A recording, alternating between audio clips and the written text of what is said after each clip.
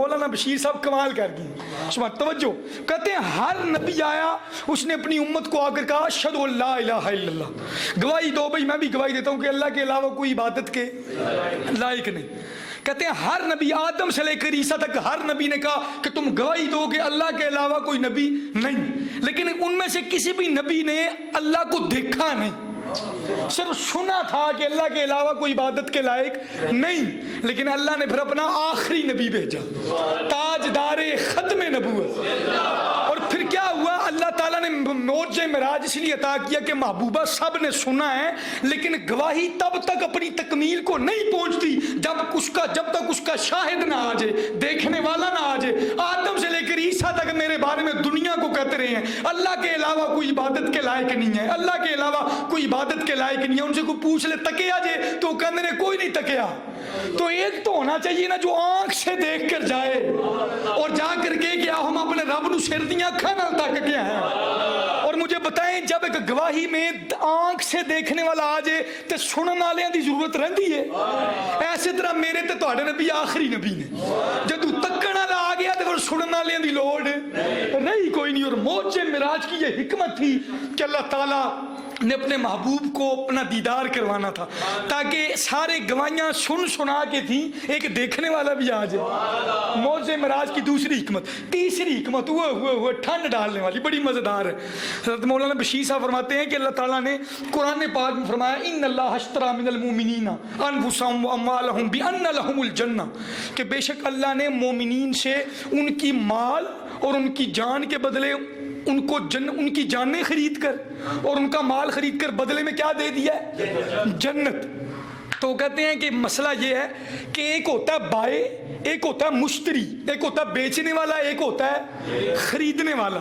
ان کے بیچ میں بھی ایک بندہ ہوتا ہے جڑا سودا کرواندہ ہے. ایک ہوندا ہے بیچن والا, رب نے جنت ویچی تے خریدیا کی, مومنین نے بیچی جان اور رب نے جان اور مال کے بدلے کیا دیا, جنت. رب نے جنت دی اور مومنین نے اس کے بدلے میں کیا دیا, جان اور مال. تو ایک وشکار سودا کرانے والا ہوندا ہے, وہ میرے تے تہاڈے نبی نے. تو آپ اس مسئلے کو مولانا بشیر صاحب فرماتے ہیں کہ یہ جب بات ہو, جب ایک بیچنے والا ہو, ایک خریدنے والا ہو, تو جو بیچ والا ہوتا ہے نا, سودا کروانے والا, اس کے لیے سب سے پہلی شرط یہ ہے کہ جو چیز بک رہی ہے انہیں او چیز نو بھی تکیا ہوئے, تے بیچن والے نے بھی تکیا ہوئے, تے خریدنے والے نے بھی تکیا.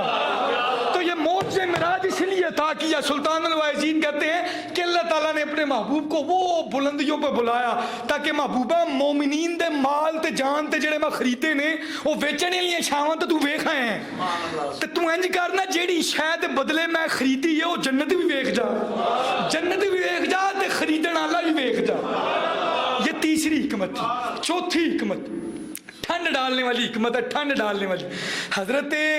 حضرت رسول اللہ حضرت محمد مصطفیٰ صلی اللہ علیہ وسلم میرے اور آپ کے آقا صلی اللہ علیہ وسلم فرماتے ہیں کہ ان اللہ زوا لی الارض فرائیت مشارقہا و مغاربہا. مشکات شریف میں یہ روایت ہے. دیکھیں جو محبوب ہوتا ہے نا کسی کا, وہ محبوب سے پھر کچھ چھپایا نہیں جاتا, اس کو سب کچھ دکھایا جاتا ہے. اور میرے اور آپ کے نبی صلی اللہ علیہ وسلم کی صحیح حدیث ہے مشکات شریف میں, سرکار نے فرمایا ان اللہ زوا لی الارض فرائیت مشارقہا و مغاربہا او کما قال. سرکار فرماتے ہیں میرے لیے میرے رب نے نا زمین کو لپیٹ دیا, یہاں تک کہ میں نے اس کے مشرقوں کو بھی دیکھ لیا, اس کے مغربوں کو بھی دیکھ لیا. فرائیت مشارقہا و مغاربہا, مشرق و مغرب کو دیکھ لیا.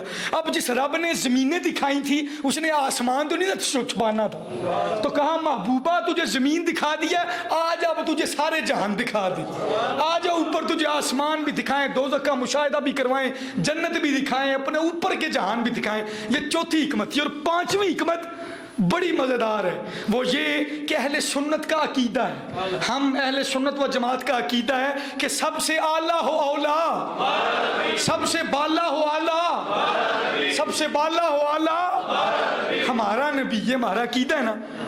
تو سلطان الوائزین کہتے ہیں ہمارا اہل سنت کا یہ عقیدہ ہے کہ ہمارے آقا صلی اللہ علیہ وسلم بعد از خدا بزرگ توئی قصہ مختصر رب تو بعد سب تو وڈی ذات نا جناب رسول اللہ صلی اللہ علیہ وآلہ وسلم ہے، سب سے بڑی ذات کا نام محمد صلی اللہ علیہ وآلہ وسلم ہے. تو کہتے ہیں ہو سکتا ہم پر کوئی اعتراض کرتا، اور اعتراض کیا کرتا؟ توجہ چاہتا ہوں اب سب کی.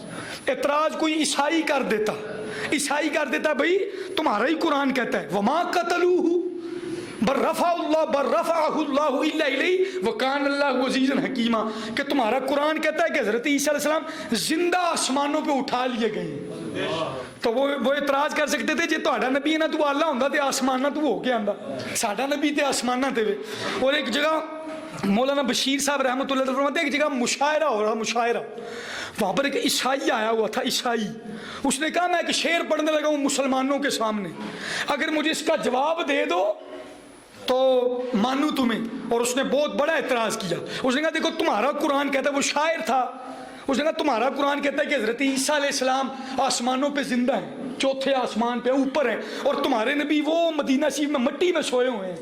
تو اس نے شعر کہا، شعر، اس شعر پہ آپ نے سبحان اللہ نہیں کہنا، اس کو سمجھنا ہے، اگلے شعر پہ آپ نے سبحان اللہ کہنا. اس نے شعر پڑھا، اس نے کہا محمد تو زمین میں، محمد تو زمین میں بے گماں ہے، محمد تو زمین میں بے گماں ہے، فلک پر ابن مریم کا مکان ہے، جو اونچا ہے وہی افضل رہے گا، جو نیچے ہے بھلا افضل کہاں ہے.